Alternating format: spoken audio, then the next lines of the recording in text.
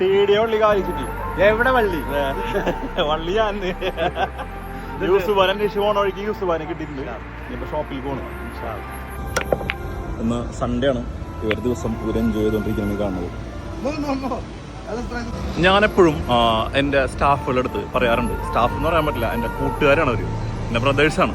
അവരുടെ അടുത്ത് ഞാൻ പറയാറുണ്ട് എപ്പോഴും, ഒരു കസ്റ്റമർ വന്നിട്ട് ഒരു 250 റുപ്പീസിന് പോലും ഐറ്റം ആയി കഴിഞ്ഞാൽ നിങ്ങൾ നേരെ ചിന്തിക്കുക, അവർക്ക് വേണമെങ്കിൽ ആ 250 രൂപ കൊണ്ട് വേറെ എന്തൊക്കെ ഐറ്റം വീട്ടിലേക്ക് വാങ്ങാം.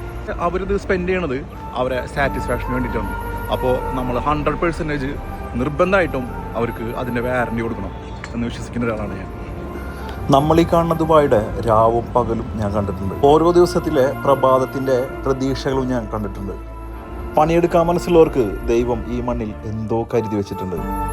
ഇത് വേറെ മുതലാളി. ഹാർഡ് വർക്ക് അല്ലേ എല്ലാം. എൻ്റെ ഈ യാത്രകൾ തീരുന്നില്ല. കാത്തിരിക്കാം അടുത്തൊരു വീഡിയോക്കായി.